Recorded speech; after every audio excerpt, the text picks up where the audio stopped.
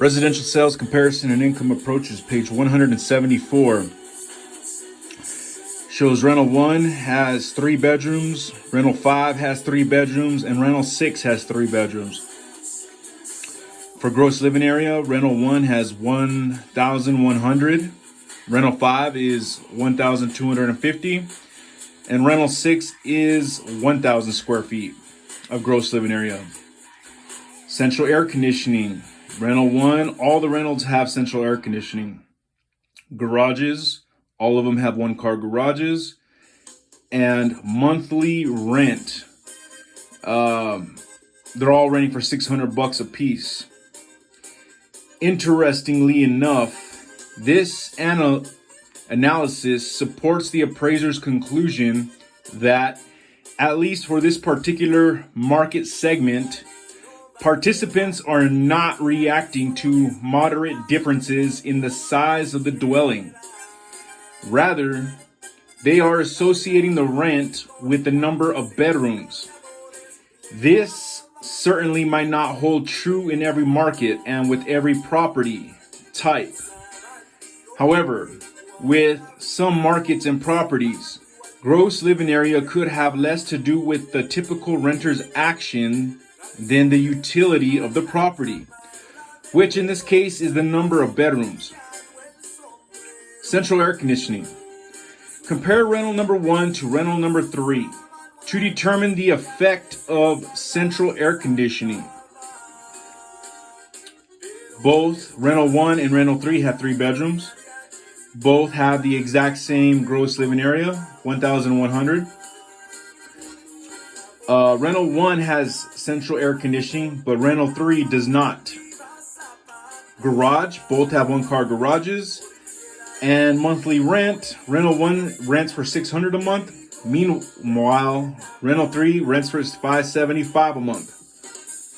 The analysis indicates that central air conditioning contributes $25 to the monthly rent. Garage. Compare rental number 4 to rental number 5 to determine the effect of a one-car garage. So we've got rental number 4 and rental number 5. Both have 3 bedrooms. Both have 1,250 square feet of gross living area. Both have central air conditioning. Rental 4 doesn't have a garage. Meanwhile, rental 5 has a one-car garage. Monthly rent. Rental 4 rents for $550 a month. Meanwhile, rental 5 rents for $600 a month. The indicated contribution to the monthly rent of a one-car garage is $50. Page 175.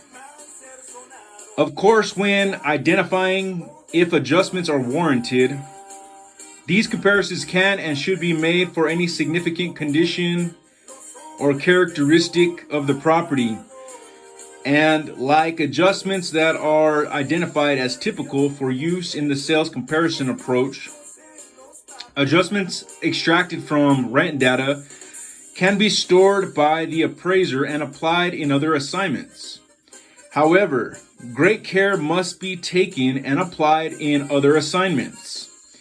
However, I already read that part. However, great care must be taken to ensure that the adjustments reflect typical market response and are not applied simply as a predetermined or canned adjustment for which relevance has not been carefully considered. Here's an example of a circumstance when adjustments might be applied to rental data. For this example, the adjustments identified previously will be used. Bedroom is $50 per month.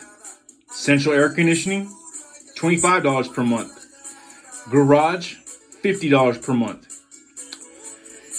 For example, a residential real property appraiser is performing an appraisal of a single-family dwelling for a mortgage finance transaction. The lender client has informed the appraiser that the borrower is purchasing the property for use as an investment and intends to rent the house.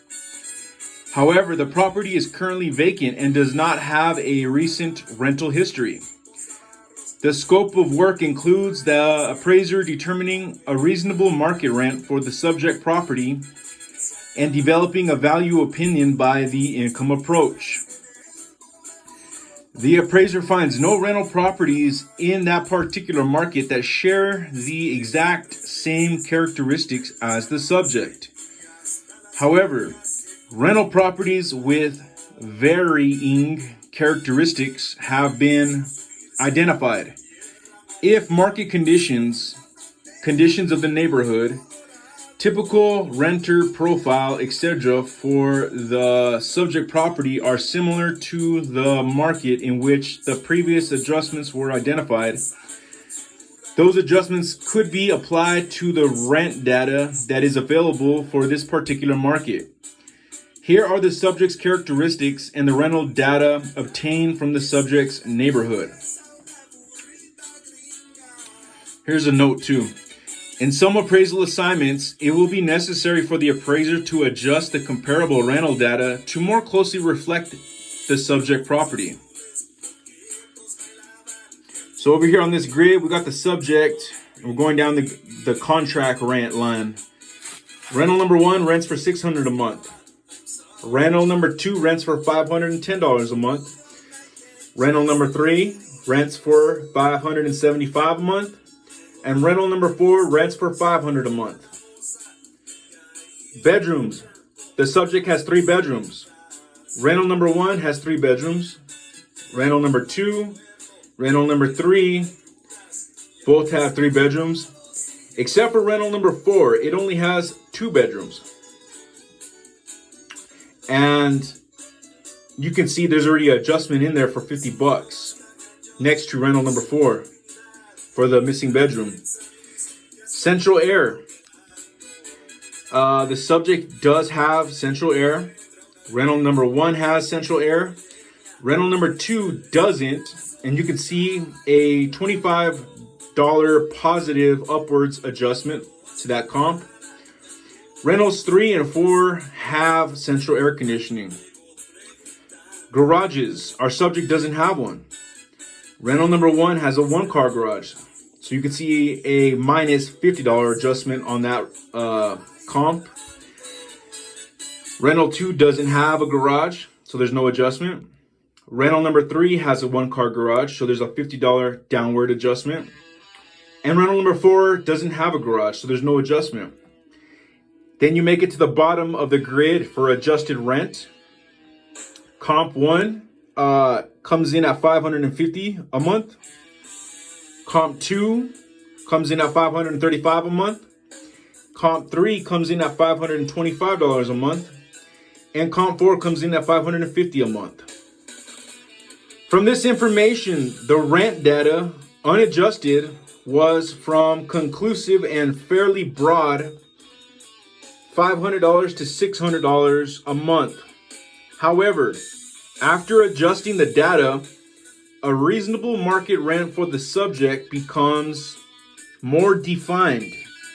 As a conclusion, the appraiser chooses $550 per month as being a reasonable market rent to apply to the subject, as it appears most frequently, the mode, among the adjusted rents, and thus is best supported. Also note that the appraiser's conclusion of $550 per month is bracketed within the current contract rents in the neighborhood, $500 to $600 per month.